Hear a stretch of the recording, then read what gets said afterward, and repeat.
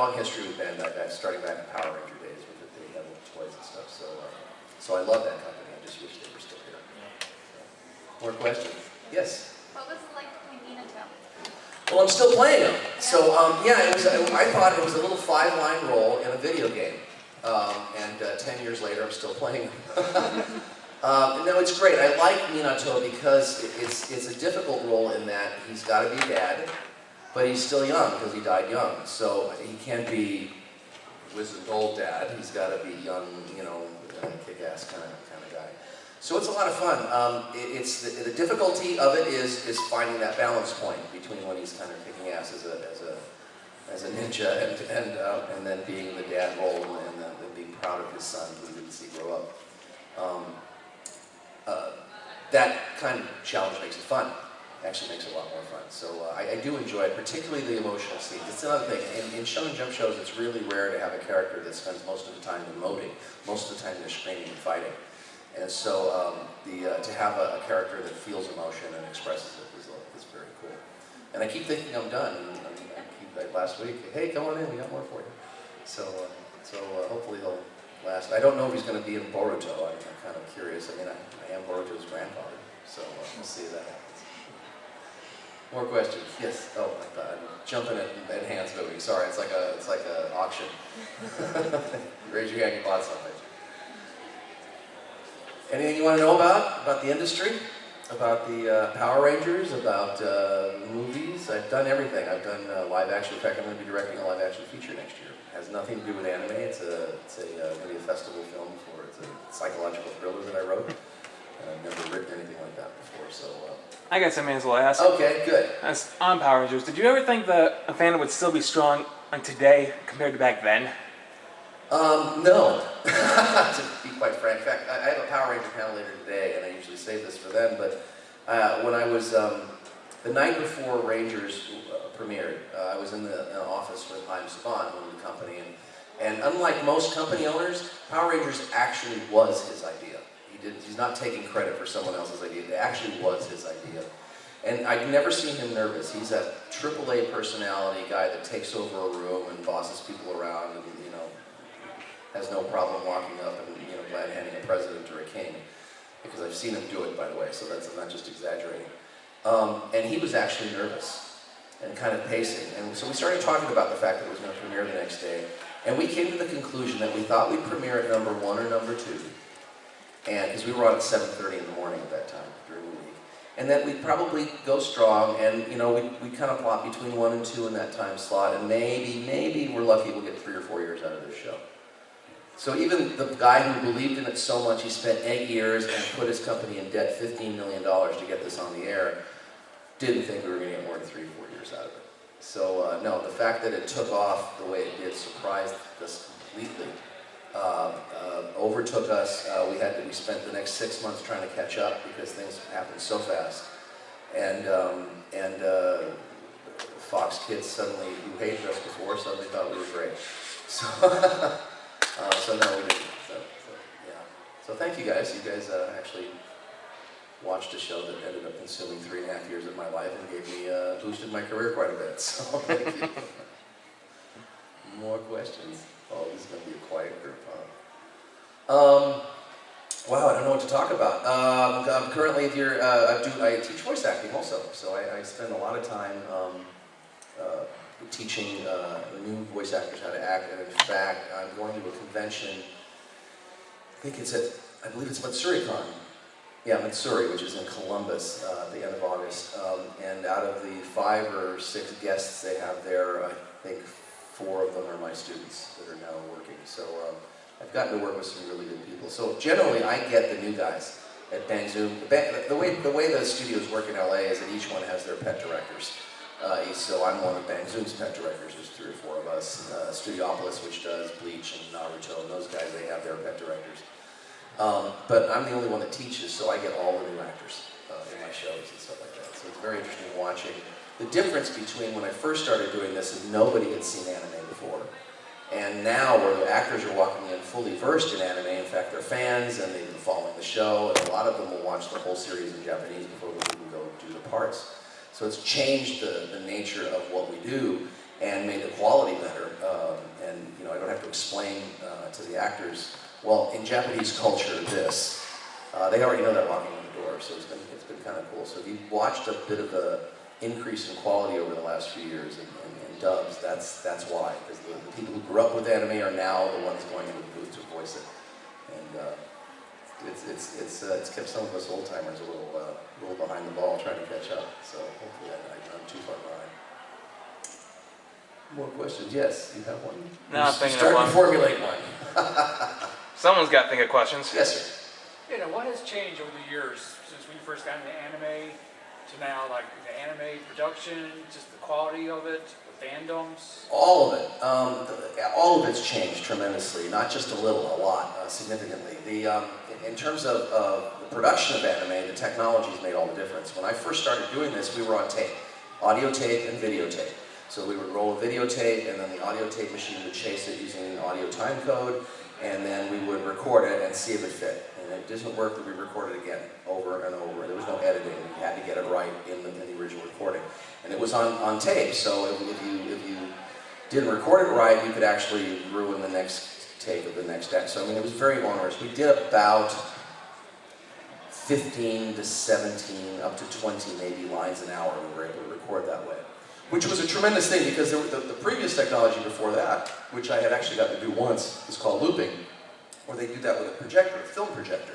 So they run a loop of film and they just run it over and over again, and you're projecting it, and then you just say the line every time it comes through, and then the editor later kinds of positions it when they're recording. That used to take about 8 lines an hour, is about all you could do. So we were doing about 20, which is kind of excited the producers. Well, when digital came along and videotape and audio tape disappeared, there's no more of that. We all work on digital files now. You're no longer having to lock up the film. You don't have to re-roll them back and forth the videotape.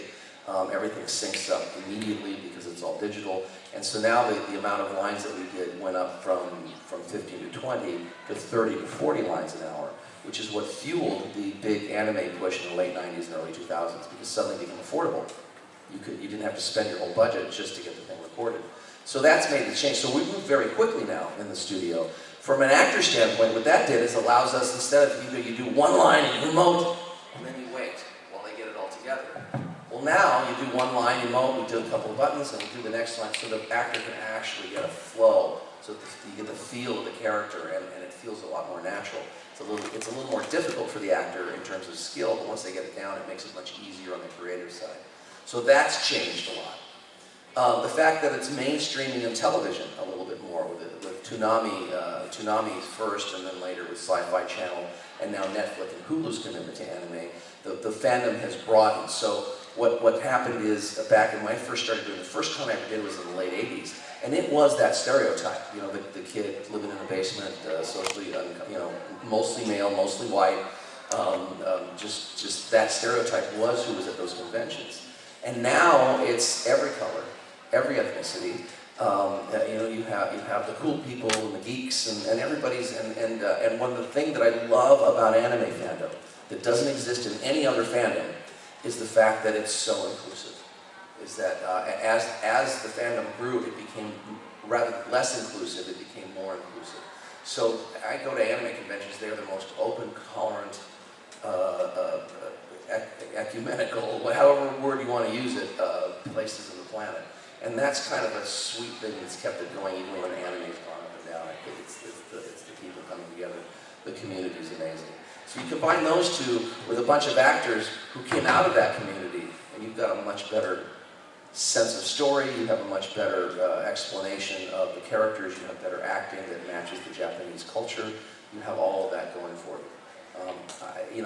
Somebody was starting to call the early 80s the golden time of anime. It really wasn't. This is the golden age we're in right now, when it's really exploding, and the quality of the stuff coming from Japan is incredible. I don't know if any of you have seen Fate Zero, or any of the Fate series. The animation is unbelievable. And this is just for TV shows. We used to laugh when I was in the 80s and 90s. We used to laugh at the post-production of the sound effects and all the bad stuff. Now we don't laugh anymore. It's some of the best that's being done on the planet. So that's the big changes. You can actually make a living at it now, which you couldn't back then. There's enough work for it. So not as an actor. they don't pay enough to make a living as an anime actor. You have to do other kinds of acting as well. But at least in LA, maybe in Texas it's a lot cheaper to live there. But in LA it's a little too expensive. But there's plenty of work. There's lots and lots of work. So thank you guys. You guys keep watching. We get to work. More questions? Yeah. Yes, Becca.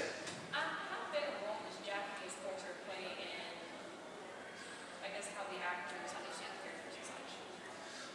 Only to the extent that they're fans, and that the guys who are the people, the men and women who are fans that come walking in that watch this already are in touch with the Japanese culture because they watch this on a regular basis. So there's not a lot of explanation that has to be done there. Anime for us is all about the Japanese culture. So when I'm adapting an anime, or if I'm directing one, or even if I'm voicing one, what we're trying to do is approach as close to we can culturally to the Japanese meaning, intent, feeling, context as we can, and still keep it accessible to an English-speaking audience in America, with a different cultural mindset. So it plays a huge part in it. We spend an awful lot of time making sure we honor that culture as much as we can. And very often we'll have, like when I'm doing any of the Fate stuff, I have the producer from Aniplex sitting right next to me, Hirohito Sakamoto, to make sure that we have that we honor the culture and that we're not taking the wrong meaning of a word. When I was at Saban, when I left Saban Entertainment, one of the last things I did was I worked on a show called Shinzo. And I was kind of brought on at the last minute, and I asked, well, what does the word Shinzo mean? And it means heart in Japanese. And the American producer, who had never done anime before, which is part of the problem, just named it because he was talking about heart, like emotion. Well, in Japanese, Shinzo means heart, like the organ. It's not, the word for heart is in love, and that sort of heart is a completely different set of words. So we have people in the room to make sure we don't make those silly mistakes. Because it's really unnecessary. I actually argued with that producer over that, but he won't listen to me. I got fired when the show failed, so that's the way it worked. Actually, it did get shown years later when Disney bought Saban, and they had this little show sitting in the thing that nobody had ever aired, and the license was going to expire, so they ran it like really late at night on the Disney Channel for like a month. And that was the only time it ever aired. So you had a question, yes? Yes. For a lot of the stuff that you've worked on in the past, do you feel you could have maybe done, you and the crew could have maybe done some commentary episodes of some kind? Well, asking if we can do some, yeah, well, I've done. I did a commentary on F91. They're really hard to do. Whether or not we do a commentary is really up to the producers, whether they want to spend the money.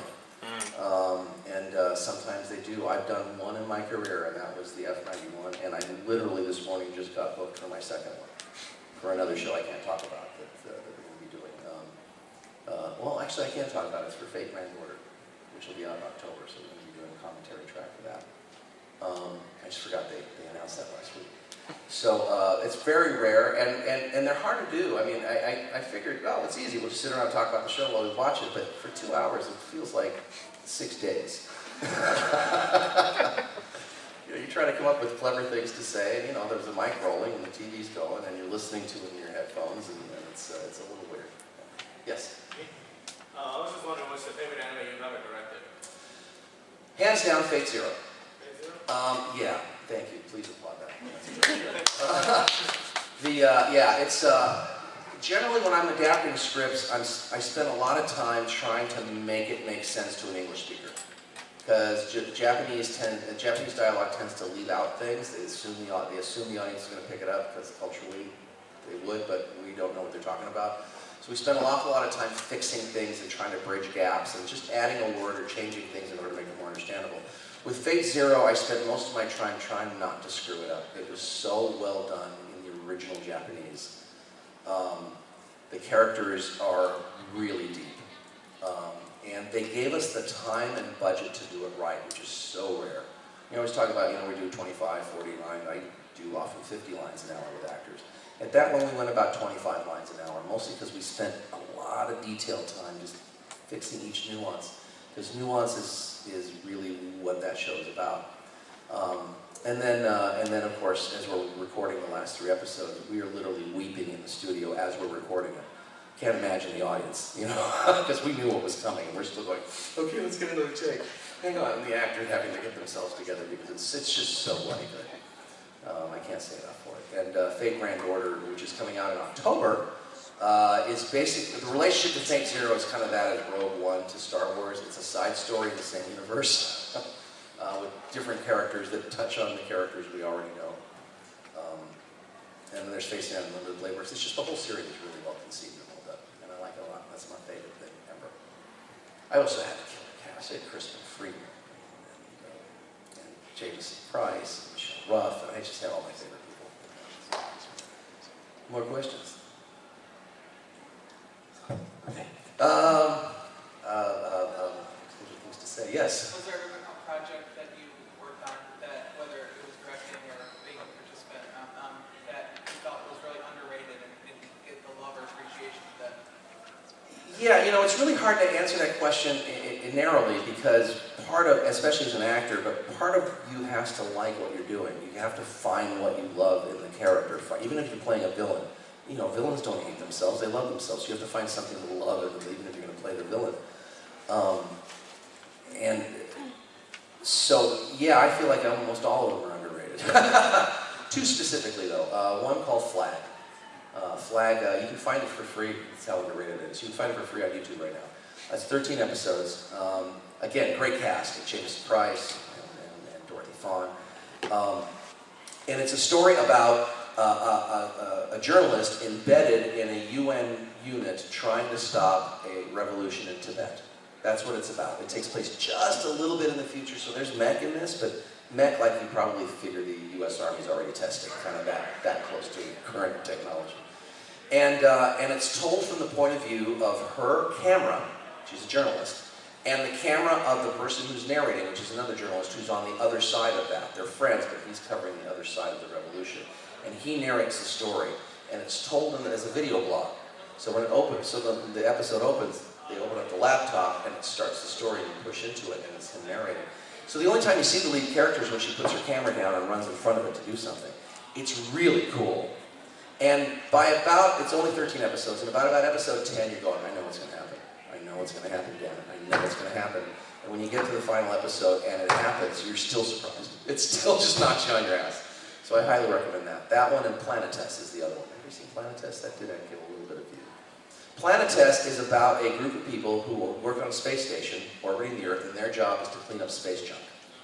Because space junk is bringing stuff down. What it actually is an allegory about terrorism. When is terrorism okay? When is it not? When is it justified? But it's really what it's about. But it's about this story of these people that clean up space garbage, and it's very well done, and it's really cool. And every bit of science in it is real. They researched it. So when I got the scripts to adapt, I had links set up to the various NASA websites to make sure I understood exactly what it was that we were adapting, talking about, so that all the science was real. They actually have a NASA commentary on the first episode. So those are the two that I think are the most underrated that I've done. They're a lot of fun. A lot of fun. I like heady, complicated stuff. So, more questions? Yes? Just on the topic of Fate, I watched that in like 2 days, absolutely loved it, it was so well done. Oh, thank you. It's the only series in my entire career I've sat and binge watched after I was done. Because by the time I'm done with the show, I've seen it 100 times. I don't want to sit and watch it at home. But this one, I waited a couple months, and they gave me a box set. They were very nice to do that. And I sat there and I watched the whole thing over a weekend. Well, thanks. I hope you cried lots at the end. Yeah, that's a lot of heart-filled. Your Lie in April and Charlotte, all these coming out were just heartbreaking stuff. It seems to be a trend right now. I actually like it, but I hate the fact that at the end of it, I'm doing this. Some more questions? Okay. Yes? Would you say that it would be harder to adapt something that's a comedy or a tragedy? Oh yeah, comedies are really hard. Part of the problem is comedy is culturally specific usually. So you'll have a joke in the Japanese, the translation that translates to like, yes, but the bird was in the tree. Well, that means nothing to us. That refers to some myth told 1,000 years ago. So we have to find ways to do something funny that kind of means the same thing, but is culturally appropriate to the West. It's the hardest thing to do, and it's why you don't see a lot of comedies done the way, how do I put this? If you watch the sub and the dub, they're going to be very different. watch Lupin. They're two entirely different shows, at least as far as the dialogue is concerned. Because Lupin was an 80s Cold War comedy, and by the time we recorded Lupin, the Cold War was over. So there's a lot of... The new one doesn't have so much of that, because that was done in Italy. It's a little bit more contemporary. I think it takes place in the 90s, something like that. But yeah, comedy is really, really difficult. I applaud the folks at Funny for getting One Piece done the way that they did, because that's really hard what they're doing over there. Trying to make that funny and yet not piss off the Japanese. So, yeah, you don't want to piss them off. They'll cancel your license so fast your head will spin. They're very protective of their culture, as they should be. And so they don't, we're not allowed to deviate too much. More questions? Yes? Yeah, did you go to anime conventions over in Asia? Have I been to an anime conventions over in Asia? No. In fact, I've only been to Asia once, and that was to go to the Tokyo Film Market. So that's the closest thing I got to a convention. I was there representing Bang Zoom. And then while I was there, I spent a few days shooting some interviews for some documentaries that never got finished. So, no, I've never been to one overseas. I understand the Tokyo Anime Festival is quite something. It's bigger than Anime Expo, which is the biggest convention in this country. It's in LA. We just had it a couple weeks ago. Peak day was 98,000 people at the convention. They get 150,000 or something like that up there. And I understand it's great. I also understand there's a great one in Germany, too, that I've been told. It's fantastic. It's like the second largest one and third largest one in the world is in Germany. So, didn't think Germans would like anime. It just doesn't seem to fit in culturally, but I guess they do. More questions? Yes? So when you get a script from Japan and then you dub it and edit it your way, do you have to send it back to Japan for it to be aired, or how does that work? I'm not sure. Every studio has its own setup. There's a couple of business models out there. One is Funimation's. Well, Funimation is the producer, the licensor, the distributor. They have the whole distribution license. So once they license from Japan, only the top guys have to answer to them, and their licenses are pretty broad, so they can do whatever they want. By and large, do whatever they want. They're smart enough not to mess with it too much, like 4Kids does. But they can pretty much do whatever they want. We actually work for, I work for, will be hired by a studio who has been hired by a local distributor who has licensed the show from either Japan or another local licensor, so there's a bunch more people in the trip. So in that situation, yeah, there's a certain amount of approvals that have to happen before we can let go to air. Viz, in particular, Viz does Naruto and Bleach, and I'm doing JoJo's Bizarre Adventure for them. They see everything and have to approve it before we let it air.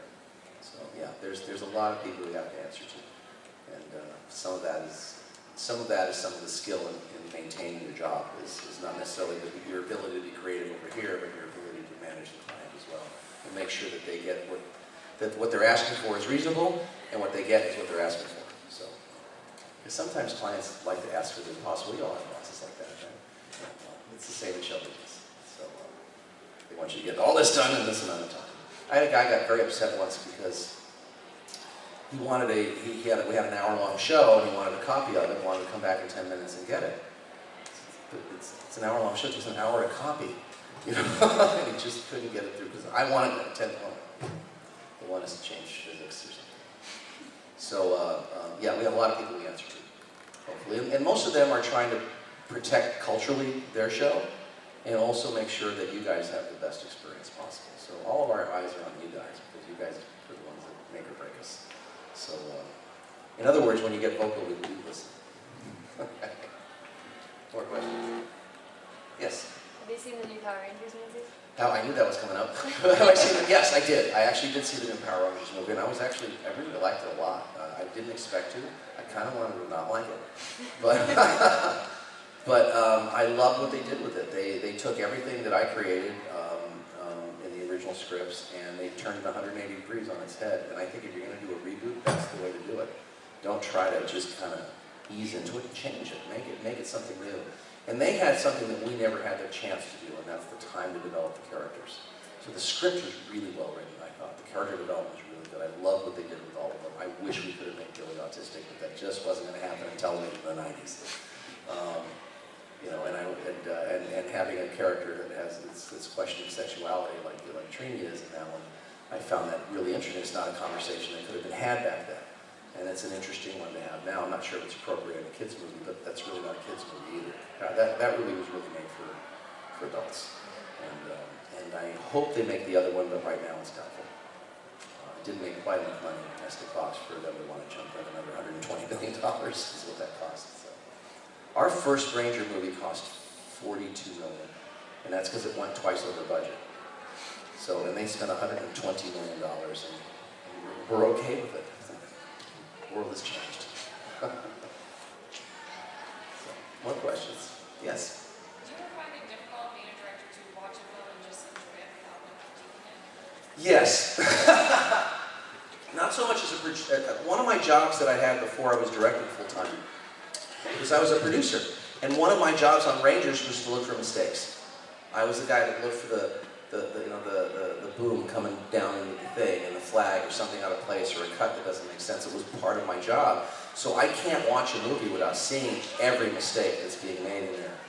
If I realize that if I'm 10 minutes into a movie, 15 minutes into a movie, and I'm not watching, I'm not paying attention, I'm not seeing mistakes, it's going to be a good movie. Because it's taking me, the story is taking me out of that so I can enjoy the story. So yes, the answer is yeah, I look at things and go, oh, I wouldn't have done it that way. Or God, if they just done it this way, it would have been better. Or, oh, look at that, I would have never thought of doing it that way, I'm going to go steal that someday. You know, so yeah, it's hard for me to do it. And that goes for plays, because I direct and beyond. I've directed stage, I work on stage from time to time. I have a tough time with that. And my son is now a gaffer. He gaffs, he lights feature films. He lived in Hell and High Water in 42, things like that. He can't watch a movie now without going, oh, that sucked. Oh, we shouldn't have done that. Oh, damn it. So, that's the one thing you trade off. You can no longer be just a fan anymore. Unless it's so good, you're not even thinking about it. So that's why I thought Rogue One was good.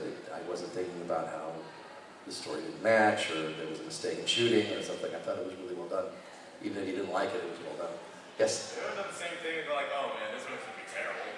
Pardon? Have you ever done the same thing, but except the exact opposite? Like, oh man, this is gonna be terrible. Yes, and often I'm right. What's awful is when I start working on an anime. I've only had a few like this where I started working on an anime and just started shaking my head going, oh my God, this is terrible. This is not going to work. Or worse, everybody likes this and I don't get it. That's the hard part. Why does everybody like this? I did one show called New Getter Robo. I don't know if anybody has seen it. I hope not. I didn't get it.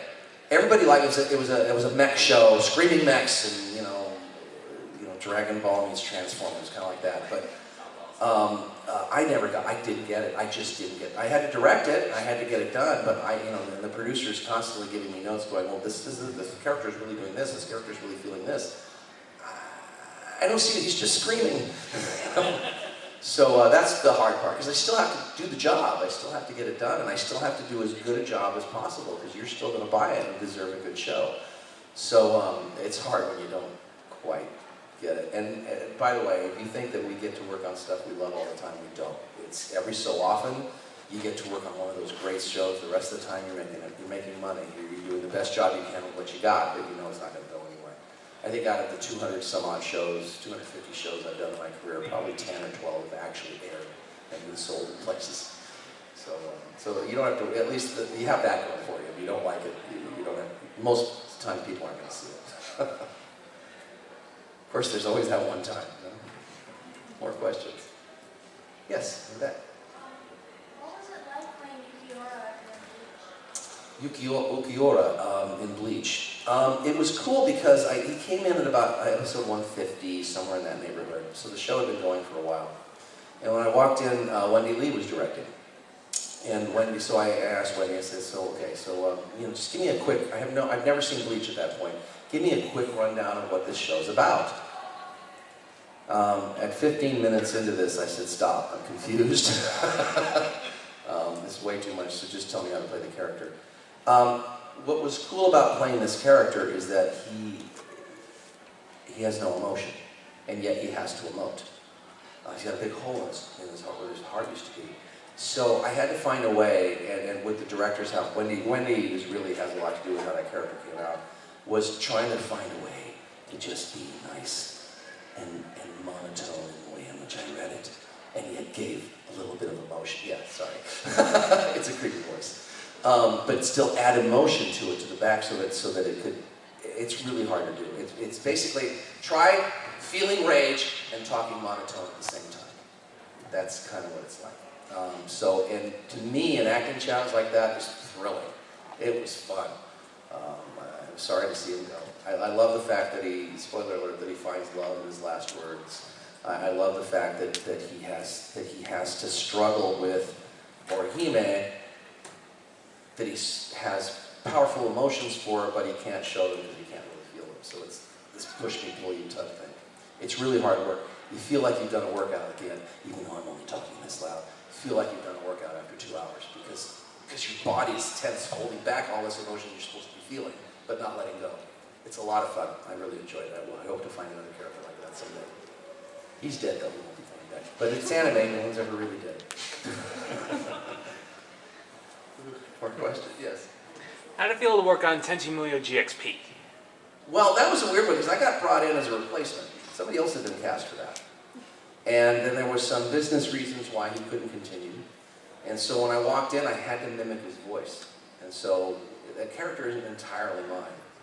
So, because the guy that did it is one of these guys that kind of, he always has, it's a little more than he does it, but he does that kind of weird yodeling in the voice, so I had to learn how to do that because it's not how I talk.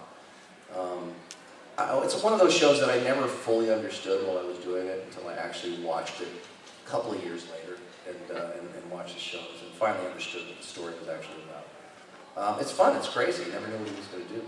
And I was doing it at a studio which had never really done a lot of anime before, so there was a lot of technical issues that we were dealing with in that, which meant we couldn't entirely relax and have fun with it. But it was, what was fun was the very first Funimation show I ever worked on. Funimation rarely produces in Los Angeles, but that just happened to be the one time we were going to, mostly because of the character, the guy who I replaced. They brought the show there for him, and then he couldn't do it. So. It was great. I wish I knew a little bit more about it. A lot of people ask me about the whole Tenchi Muyo series, and I only know that one little piece that I did, and even then I don't know it that well. It just re-aired on Toonami about 6 or 8 months ago, so I watched some of it just to kind of remind myself. And it's weird. It's pretty crazy. Right about that time I was doing Vandra too, so I was having to figure out how not to blend those two voices, because they're very different. Vandred is more, well, I've met him and I didn't tell him this, but basically Vandred, I did Mark Hamill, I did Luke Skywalker in the trash compactor shouting up at 3PO. 3PO! That's the Vandred voice I used. And when I met Mark, I almost told him that, and I thought better of it. So, more questions? Yes? Well, we're still working on it. Yeah, we're right in the middle of it. It's fun. It's a show that I didn't entirely get in the first couple episodes. But it's really grown on me. The character relationships are great. The fact that it goes from arc to arc, they kind of change the location a lot. Means that if you're getting tired of one set of behaviors, don't worry. Another 10 episodes, there'll be a whole new story to play. It's fun. They gave me a really good cast, which is helpful. As a director, when the cast understands the show and they understand the characters and we can spend time on nuance and not on basic performance, that makes for a much better show, and my entire cast is that way on this one. The fact that he chose to cast women in all the boys' roles, I think has made it a little better, actually, not fighting vocal issues, stuff like that. Christina V, Erica Harlicker are both working as deep a voice as they can possibly do in order to do this, but and then Erica Mendez is just a natural to go. So it's a good, interesting arc. What we're doing now, we just finished recording the Greed Island arc, so we're moving into the next part. It seems to be getting more and darker and darker and darker as it goes, so that's always fun. We're moving really fast. We're actually well ahead of air in recording, mostly because of me, because they have me directing 4 different shows right now, so it's just scheduling-wise, it's better to get it done sooner than later. But I'm looking forward to the coming arcs that I've been told what's coming, and towards the end it gets pretty interesting. He's what comes into the record is always a banner day. He's so creepy and he does it so well that Erica Mendez, who plays Gone, when she has scenes with him, if he's recorded first, we can't play him in our headphones. It creeps her out too much. We have to remove him so she'll just act to the air. Because if she hears it, it just creeps her out. She can't act. So it's fun. It's fun. But we're moving. In fact, I have a hunter session on Tuesday morning. We're going to be recording. So, you had another question? Yes. Tell me about some of your experiences with Robotech. Yeah, it was weird getting the part. I had done it was early, right at the beginning of my career, and I'd spent a lot of time trying to get work in. I'd worked a lot on stage in LA, which means you're not making any money because LA's not a stage town. And trying to break into movies and things. I think I was called back for Happy Days 3 or 4 times. I was up for Pony Boy and The Outsiders. I was up for a lot of stuff that I never got. And I was broke and desperate, and so I'd answered an ad for somebody to do ADR, which I'd never heard of. And you had to have experience. So I lied, and I told them I had experience, and I went on an audition, and I got this little tiny part in a Louis Malle film. And it was just doing background voices in a Nazi concentration camp with a kid. That was it. Well, they liked what I did, so they moved me into another room. They auditioned me for this character part. And they gave it to me, and it was an anime feature called The Sea Prince and the Fire Child, which just was re-released about a year ago. I was terrified because now they cast me in the lead. I've done this once, and no one's ever cast me before. Anyway, that film ended up on television, and about a year and a half later, I get a phone call. Are you the guy that did this show? I said, yes. We'd let you come in here and audition for this little thing. So I went and auditioned, and I got this little part for this little 3-episode straight-to-home video movie. They said, it's not going anywhere. We're going to try to sell it in the series, but it's not going anywhere. That was called Macross. So that was that little Macross VHS release that they did early on when I was Rick Yamada, not Rick Hunter. And then 3 weeks later, we get a call that says, we sold the series, let's go. And I'd quit acting. I'm done acting. I have 2 kids. I have a child and another one on the way. I got to get responsible here.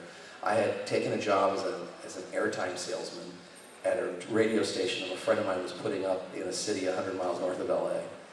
And I had to quit show business in order to land my first and most meaningful role.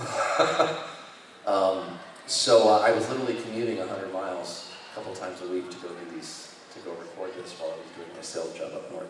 So it was a little interesting. I didn't get a chance to experience production very much because I was kind of it was supposed to be my farewell to acting role, professional acting role, and it turned out to be the one that started everything.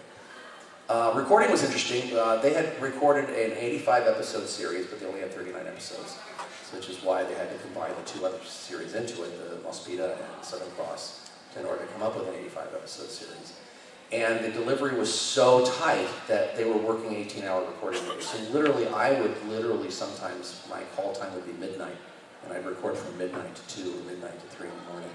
They were literally going around the clock in order to get it done. Finally, after about 3 weeks of this, Carl Masek, who was the producer, finally sat several of us down and kind of explained his vision of the show, which made us all stop being tired and want to do it.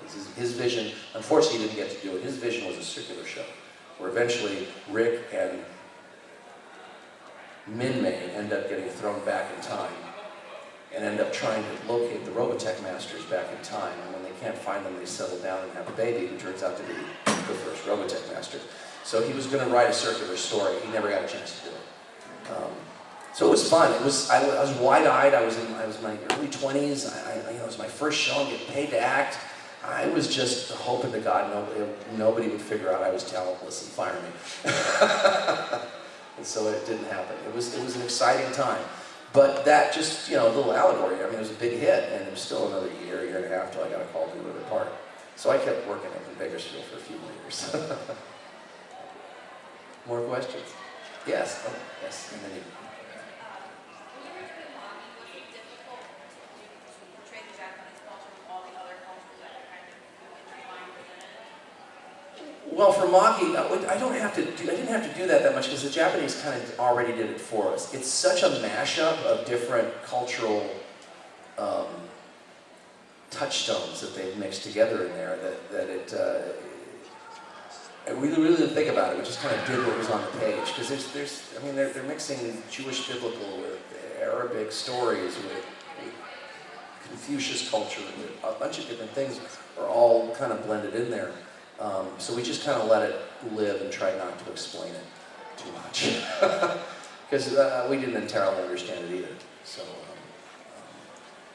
Especially they're dealing with a lot of the myths of Solomon, but the myths of Solomon they're talking about are not the ones from the Bible. There are other side stories that went off. So it was a little interesting. Mostly we were just trying to keep that light and happy because it can be too dark if you don't play it light and happy.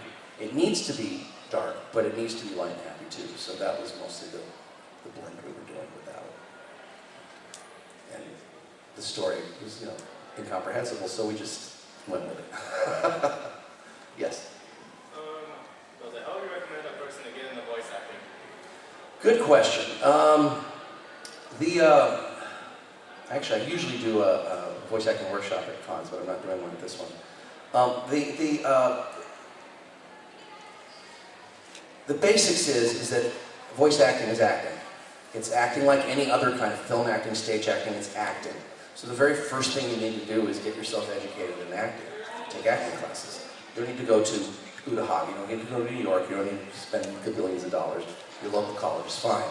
The idea is to get basic education in what acting is and getting up on a stage because stage acting relates to voice acting much better than film acting relates to voice acting. It's almost the same skill set. Because in stage you must use your voice as well as your body in order to, you don't have your body in the microphone, so you have to use your voice entirely. Film acting is all about the eyes, so you don't really worry too much about how you deliver the line, it's all about how you look. So learn to act. That's the very first thing you do. The second thing is to then start working on your voice. Every college that has a theater department usually has a vocal production for the stage department. That's the place to start. If you're a singer, sing. You just have to sing lessons. Same thing. Same vocals. Same physical vocals techniques you have to use to sing. And then start reading. The third thing is reading. Read all the time. And I mean out loud. It's a weird thing because I tell people one of the exercises that I was given as a young actor from a guy was to pick up a book and just read it out loud to the room every day for about 10 minutes. How do you do that to myself anyways? Good. Well, actually, that's half the battle because most people have trouble with when they first start is the fact that you don't get your script ahead of time. You get about a minute, anywhere between 90 seconds and 5 minutes to look over a script before you have to record and have a little discussion about the character. So the third thing is improv, because you have to improv those characters very often. It's not the words you're improvising, you're improvising the character, and so improv classes are really important to take. So those are the really ones to do. But the reading becomes an issue. If you have trouble reading, cold reading, it can get in your way. Auditions are almost always cold reads, where you just take the script and you just read it cold. So take a book, read it out loud every day. Your roommates and family will think you've lost your mind. But the fact that you guys are here and are anime fans, they probably already think that anyway. So my family certainly thinks I am. But that's really what it is. And then eventually you have to move to where the work is. But where you want to get started is in commercials because you can do that here locally. You learn to voice act, and you look for radio stations and TV stations in the area and the local ad agencies looking for people who will let you do commercials. You're going to make nothing. You're going to make $10 a spot, $25 a spot. But it gives you the practice you need for when it's time to go to Chicago and do big commercials, or Detroit. And then if you get your character stuff, then if you want to do character work, then you got to go to Dallas or LA. So eventually you have to, but at first you do it here with the voice you got and the local opportunities, and that's really how you get into it. Most people, I tripped and fell into it. I was a stage actor. I was going to do musicals. I was going to win a Tony Award by the time I was 30. So you never know where it's going to lead you. This is a better life, by the way. The Tony Award at 30 would have been great, but I would have had to live in New York. I don't want to do that. More questions? We got a few more minutes. Yes. What do you think the future of anime will be? Well, the future of anime right now is streaming. So that's what everybody's focused on. It's not so much what the shows are going to do, but how they're going to be delivered. Japan is very much against streaming. They were afraid of it for the longest time, which is why we had that big dip in the early 2000s with anime. The whole DVD market fell apart because of piracy and everything. And the Japanese wouldn't stream, so there was no revenue, so that's why it all went away for a while. They've now embraced streaming. So I think the future of anime is you're going to see more specific anime-oriented channels, maybe a little less oriented towards a specific company like Funimation's got their channel. Sentai tried that with the Anime Network. But I think you're going to, eventually somebody's going to emerge like a Crunchyroll type of setup that's going to be a little bit more comprehensive and will be accessible both on cable and streaming. And that's what's going to happen. In terms of stories, the genre, the various genre are still continuing at full pace. I mean, there's no indication that Shonen Jump is going to slow down anytime soon. They keep putting out stuff. Anaplex's group with the Fate series and all that other stuff that they do, they've got all the hard stuff. Charlotte, Fate, what was the other one we did? God Eater. I mean, there was just a bunch that we did, and they seem to kind of have cornered that market, and I see more and more stuff coming. There are more players in the game now than there were 4 or 5 years ago, after the devastation of the DVD fall, because a bunch of companies went out of business when the DVD market fell apart. And I don't know what those new players are going to do. One of them has got what's that new one? Which everybody's watching. You're premiering. They're showing an episode here. I forgot. There's a new show that's just hit, and it's doing pretty well. And that's done by a completely unknown group of people. I mean, I don't know who these producers are. I've never heard of them. They're in LA. They hired a bunch of people that I know to do it. And in fact, Erica Mendez and Mushin Dodge are all involved in it. In fact, they wrote it and directed it. So there's new players coming into the game. We have no idea what they're going to do in the marketplace, so we'll see. But more players generally means tougher for us to make money, but better for you guys, because you get more product, more variety of product. So hopefully there's a balance. Yes? What's the tone in the industry right now, especially with breakout hits like Attack on Titan and One Punch Man who hit wider audiences than even the typical anime? Well, that's been happening for a while, but it's just the fact that it continues to happen, because Naruto was really the first one to break out like that, but it will continue to happen like that. The mood in the industry is hopeful. It's very, we don't have time to be hopeful. We're literally working our asses off. I mean, there's so much work in town right now in LA. And I know Funimation is the same. Last I heard they had 16 shows going simultaneously. That's insane.